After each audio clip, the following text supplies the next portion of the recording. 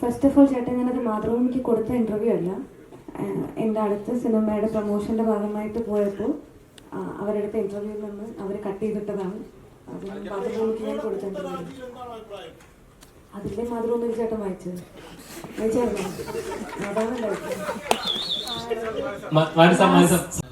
നമസ്കാരം sir. First of all amazing film, ഭയങ്കര ഇമോഷണലായിട്ട് touch ചെയ്തൊരു ഫിലിമായിരുന്നു. എനിക്ക് ഭയങ്കരമായിട്ട് ഇഷ്ടപ്പെട്ടു. മനസ്സിലാണെന്ന് വിശ്വസിക്കുന്നു. It's a wonderful film. Okay, ഇങ്ങനെ what was the inspiration to do this film? വാഴ mainly you said it is your story, but seeing in the screen it felt something connecting to you, you know. என்கிட்ட என்னை பற்றி யோசிக்கும்போது, நான் என்னை பற்றி தனியாக யோசிக்கும்போது எனக்கு அதிகமாக வரக்கூடிய ஒரு கதை இதுதான். நான் யார் அப்படின்னு நான் யோசிச்சேன்னா, எங்கேருந்து வந்திருக்கேன் அப்படின்னு யோசிச்சேன்னா, என்னோட ரூட் நான் யோசித்தேன் அப்படின்னா எனக்கு இந்த கதை ஞாபகத்தை வந்துகிட்டே இருக்கும். நான் அசிஸ்டன்ட் டைரக்டராக இருக்கும்போது என்னோடய டைரக்டர் என்கிட்ட ஏதாவது கதை சொல்கிறான்னு சொல்லும்போது அப்போ சொன்ன கதை இது.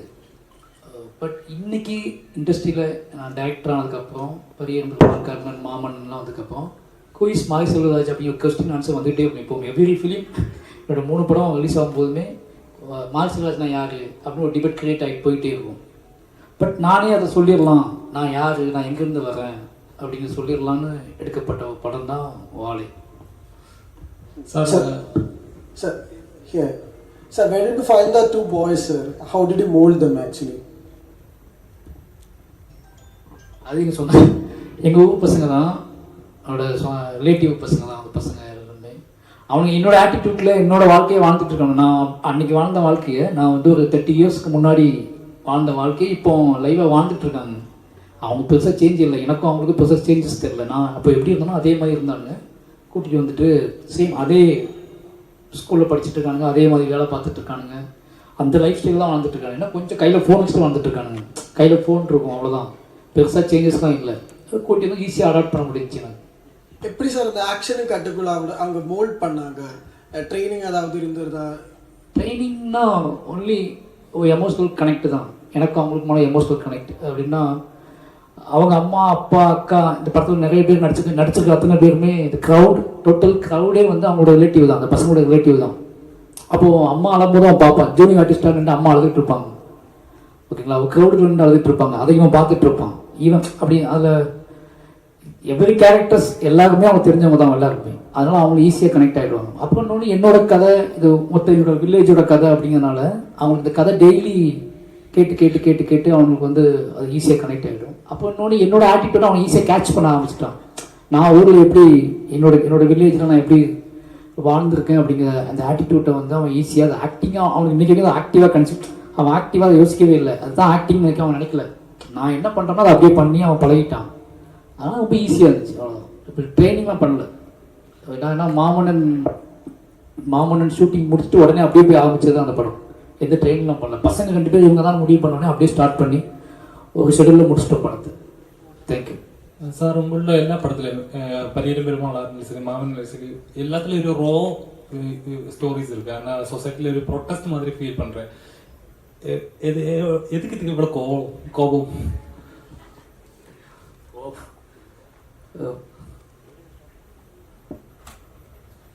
அதாவது எதையும், அதாவது யார் சொல்கிறது, நம்மகிட்ட ஒன்று இருக்குது, அதை நம்ம இருக்கா இல்லையா, நான் பண்ணுறேன் பண்ணாமல் போகிறேன்னு நிறைய டவுட், நிறைய விஷயங்களை ஈஸியாக ஏமாற்றிட முடியும். சொசைட்டி சமூகத்தை பற்றி ஒரு டிஸ்கஷன் ஸ்டார்ட் ஆச்சுன்னா, டிஸ்கிரிமினேஷனை பற்றி ஒரு டிஸ்கஷன் ஸ்டார்ட் ஆச்சுன்னா அதை தப்பிக்கிறதுக்கான வழிகள் நிறைய வந்துடுச்சு இப்போ.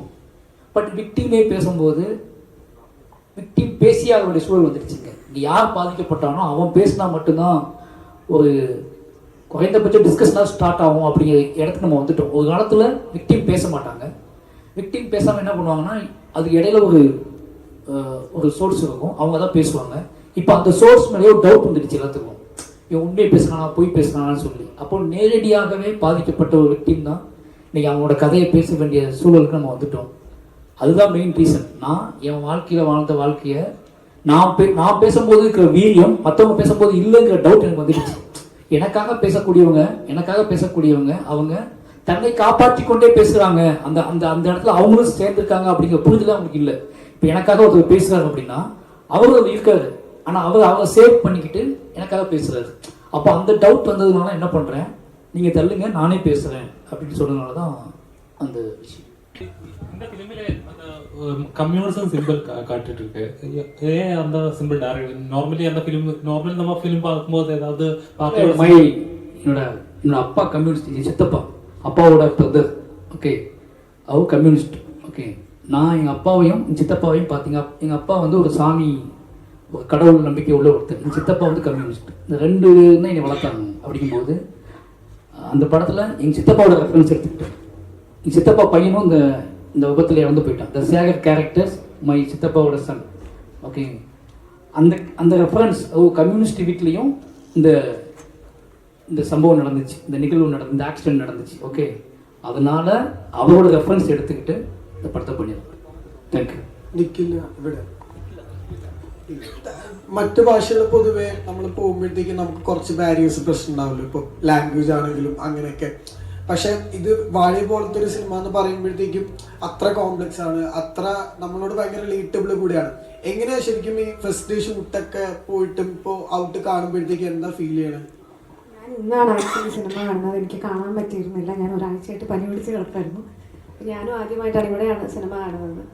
എനിക്കും അത് ഒരുപാട് ഇമോഷണലി കണക്ട് ആയിട്ടുണ്ട് സിനിമ. ഞാൻ സാറ് പറഞ്ഞതുപോലെ സാറിൻ്റെ ലൈഫ് ഫുള്ള് സാർ നമ്മളുടെ അടുത്ത് എല്ലാവരുടെ അടുത്തും പറയാറുണ്ട്, സാർ എങ്ങനെയാണ് സാർ മാതി സെൽവരാജ് ആയത് എന്നുള്ളൊരു കഥ നമുക്ക് എല്ലാവർക്കും അറിയുന്നതുകൊണ്ട് ഇത് കാണുമ്പോൾ മൂപ്പരുടെ സിസ്റ്ററിനെ, മൂപ്പരുടെ ഫാമിലി, ഈ കാണുന്ന ഊരിലുള്ള ആൾക്കാർ 19 പേരും മരിച്ചത് ഇവരുടെ റിലേറ്റീവ്സാണ് എല്ലാവരും മരിച്ചിരിക്കുന്നത്.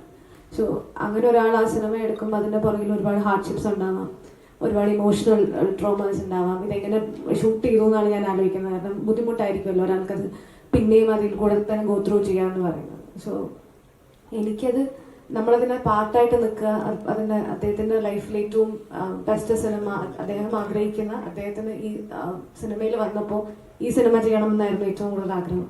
അപ്പോൾ അങ്ങനെ ഒരു സിനിമയുടെ ഭാഗമായിട്ട് നമ്മൾ നിൽക്കുക എന്ന് പറയുന്നതാണ് ഏറ്റവും സന്തോഷമുള്ള കാര്യം. എനിക്ക് തമിഴ് അറിയാവുന്നത് കൊണ്ട് അങ്ങനെ ഒരു ബാരിയർ ഫീൽ ചെയ്തിട്ടുണ്ടായിരുന്നില്ല. മീൻസ് ലാംഗ്വേജിൽ ഡബിങ്ങിലൊക്കെ അവരിരുന്നിട്ട് എല്ലാ സ്ലാങ്ങും ഒക്കെ അവർ തന്നെയാണ് കറക്റ്റ് ചെയ്യുന്നത്. ലാംഗ്വേജ് അറിയാവുന്നത് കൊണ്ട് സ്ലാങ് കുറച്ചുകൂടി ഈസിലി പഠിക്കാൻ പറ്റി. അത്രയും டீச்சர் அவர் ரொம்ப அழகா இருக்காங்க.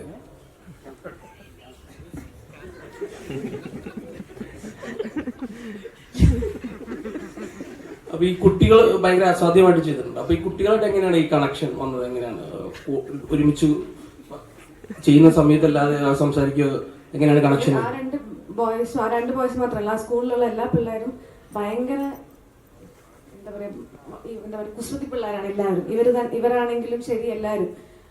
അതുകൊണ്ട് തന്നെ എന്ന് പറഞ്ഞാൽ ഞാൻ പറയില്ലേ, ആ സിനിമയിൽ അഭിനയിച്ചിരിക്കുന്ന ഞങ്ങൾ കുറച്ച് പേരല്ലാതെ ബാക്കിയുള്ളവരെല്ലാം അതിൻ്റെ ജൂനിയർ ആർട്ടിസ്റ്റുകൾ അടക്കം നാട്ടിലുള്ള ആൾക്കാരാണ്. അപ്പൊ അവർക്ക് ഇപ്പൊ നമ്മൾ ഡയലോഗ് തെറ്റിപ്പോയാലും ഇവന്മാര് നമ്മളെ കളിയാക്കും, ഇവന്മാര് നമ്മളെ പുച്ഛിക്കും. എന്നെ ഒരാൾ പുച്ഛിക്കാന്നൊക്കെ പറഞ്ഞ് ആലോചിച്ചിട്ട് അപ്പൊ അങ്ങനെ ഉണ്ട്. അപ്പം നല്ല കുട്ടികളാണ്.